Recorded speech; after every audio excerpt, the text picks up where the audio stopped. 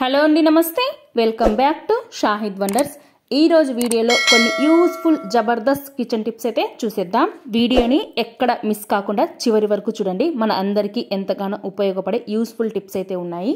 First time మన channel ని ఎవరైనా సరే కొత్తగా చూస్తున్నట్లయితే లైక్, షేర్, సబ్స్క్రైబ్ చేసుకోండి. ఇక లేట్ చేయకుండా వీడియోలకు వెళ్ళిపోదాం. మన ఫస్ట్ టిప్ వచ్చేసి జస్ట్ 100 రూపీస్కే ఇలాంటి యూస్ఫుల్ ప్రోడక్ట్ వస్తుందని అసలు ఎప్పుడు అనుకోలేదు. వంటింట్లో వేస్ట్ క్లాత్ అవసరమైనప్పుడల్లా పాత చీరల్ని చింపేస్తూ ఉంటారు. ఇకపై అలా చేయకండి.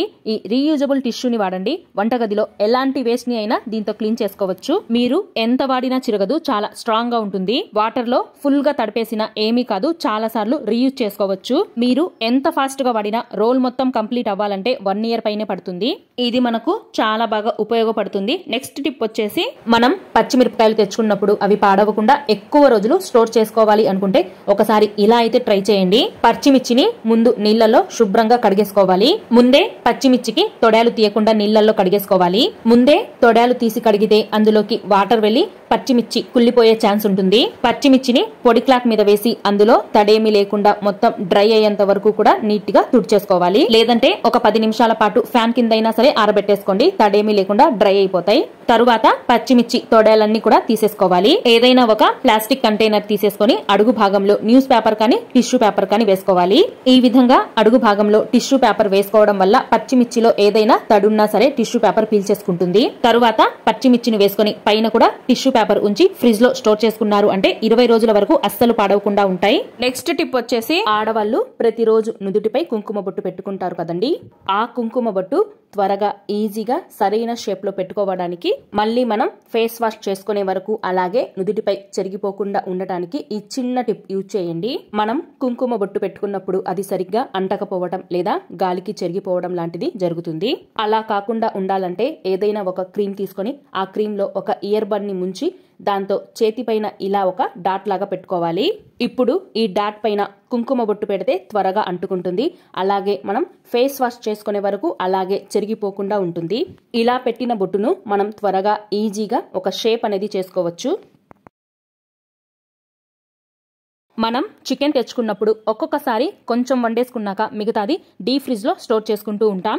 మరుసటి రోజు లేదా ఆ తర్వాత రోజు వండుకోవాలి అనుకున్నప్పుడు తీయగానే ఐస్ అయిపోయి గట్టిగా గడ్డ కట్టిపోతుంది. డీప్ ఫ్రిడ్జ్ లో అయితే చికెన్ తొందరగా పాడవదు అనేసి అందరం కూడా అందులోనే ఎక్కువగా స్టోర్ చేసుకుంటూ ఉంటాం. మనం కర్రీ చేసుకోవాలనుకుంటే ఆ ఐస్ కరగాలంటే ఒక అరగంట అయినా సరే టైం పడుతుంది. అలా కాకుండా తొందరగా వంట చేసుకోవాలి అనుకున్నప్పుడు ఈ విధంగా అయితే ఒకసారి ట్రై చేయండి. కల్లుప్పు తీసుకుని చికెన్ పైన చల్లేసుకుని ఒక 10 నిమిషాలు పక్కన పెట్టేసుకున్నారు అంటే ఐస్ మొత్తం పూర్తిగా కరిగిపోయి చికెన్ ముక్కలు ఇలా విడివిడిగా వచ్చేస్తాయి. మనం వేసుకున్న కల్లుప్పు అస్సలు కరగదు. ఒకసారి చికెన్ ని నీళ్లతో బాగా క్లీన్ చేసుకుని కర్రీ చేసుకోవచ్చు.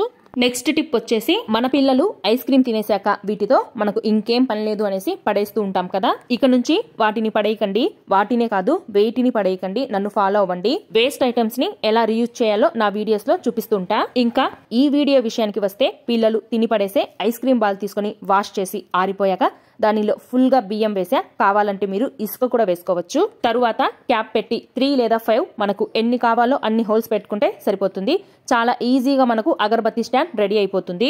దీన్ని మీరు మీ పూజ గదిలో లేదా బయట తులసి మొక్క దగ్గర రోజు అగరబత్తి పెట్టుకోవడానికి వాడుకోవచ్చు. లేదా ఇలా వాడటం మీకు ఇష్టం లేకపోతే దోమల అగరబత్తినైనా పెట్టుకోవడానికి వాడుకోవచ్చు. మీరేమంటారో కమెంట్ చేయండి. నెక్స్ట్ టిప్ వచ్చేసి, మనం ఎప్పుడు అల్లం వెల్లుల్లి పేస్ట్ వేసుకున్నా సరే పాడవకుండా ఫ్రెష్ గా 6 నెలల పాటు నిల్వ ఉండాలంటే ఈ విధంగా అయితే చేసుకోండి. అల్లం వెల్లుల్లిపాయలు నీట్ గా క్లీన్ చేసుకుని మిక్సీ జార్ లో వేసుకోవాలి. తగినంత ఉప్పు, పసుపు, ఆయిల్ వేసుకొని ఫైన్ పేస్ట్ లా గ్రైండ్ చేసుకోవాలి. ఏదైనా ఒక 8 కంటైనర్ లో వేసి స్టోర్ చేసుకున్నారు అంటే మీరు ఎప్పుడు అల్లం వెల్లుల్లి పేస్ట్ వాడినా సరే ఫ్రెష్ గా ఉంటుంది. తప్పకుండా ట్రై చేయండి. నెక్స్ట్ టిప్ వచ్చేసి, మన ఇంట్లో దోమలు అనేవి చాలా ఎక్కువగా ఉంటాయి కదా.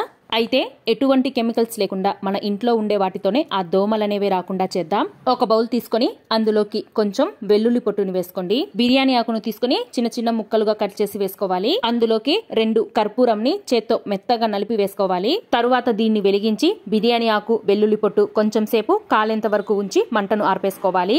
ఇలా పొగ రావడంతో వెల్లుల్లి స్మెల్, బిర్యానీ ఆకు ఘాటుకి దోమలనేవే రాకుండా పోతాయి. ప్రతిరోజు సాయంత్రం తలుపులు కిటికీలు క్లోజ్ చేసి ఈ విధంగా చేశారు అంటే ఒక్క దోమ కూడా ఇంట్లోకి రాదు. తప్పకుండా ట్రై చేయండి. నెక్స్ట్ టిప్ వచ్చేసి జీన్స్ ప్యాంట్ కి నడుము లూజ్ గా ఉంటే టైట్ చేయడానికి మీకు ఒక మంచి ఐడియా చూపిస్తాను, చూసేయండి. మామూలుగా అందరి ఇంట్లో స్టిచ్చింగ్ మిషన్స్ ఉండవు కదా, ఒకవేళ ఉన్నా కూడా ఇలాంటి జీన్స్ ప్యాంట్స్ పైన స్టిచ్చింగ్ వేయడం చాలా కష్టం. నీడిల్ అనేది విరిగిపోయే ఛాన్స్ ఉంటుంది. అందుకని సూది దారంతో చాలా ఈజీగా ఎలా స్టిచ్ చేసుకుని టైట్ చేసుకోవాలో ఈ వీడియోలో చూపిస్తా. ముందుగా ప్యాంట్ ని మంచిగా పెట్టి మనకు ఎంత టైట్ కావాలో అంత మెజర్ చేసి మార్క్ చేసుకోవాలి. తరువాత సూది దారంతో వీడియోలో చూపించినట్లు స్టిచ్ చేసి జాగ్రత్తగా దారాన్ని పైకి లాగితే సరిపోతుంది. మంచిగా మనకి ప్యాంట్ అనేది టైట్ అవుతుంది. తరువాత చివరన ముడి వేసుకుంటే చాలు. ఇది ట్రై చేయండి, ఖచ్చితంగా యూజ్ అవుతుంది. ఇలా చేయడం వలన మళ్ళీ మీకు లూజ్ కావాలన్నా స్టిచ్చింగ్ తీసేస్తే సరిపోతుంది. ఇలా స్టిచ్ చేయడం వలన అసలు స్టిచ్చింగ్ చేశామని కూడా తెలియదు. నేను చెప్పిన ఈ టిప్స్ అన్నింటిలో కూడా మీకు ఏ టిప్ అయితే బాగా నచ్చిందో కమెంట్ చేయడం మాత్రం మర్చిపోవద్దు. వీడియో నచ్చితే లైక్ చేసి మన ఛానల్ ని సబ్స్క్రైబ్ చేసుకోండి. మీ ఫ్రెండ్స్ రిలేటివ్స్ కి కూడా షేర్ చేయండి. మరెన్నో యూస్ఫుల్ వీడియోస్ కోసం మన షాహిద్ వండర్స్ ఛానల్ ని సబ్స్క్రైబ్ చేసుకోండి.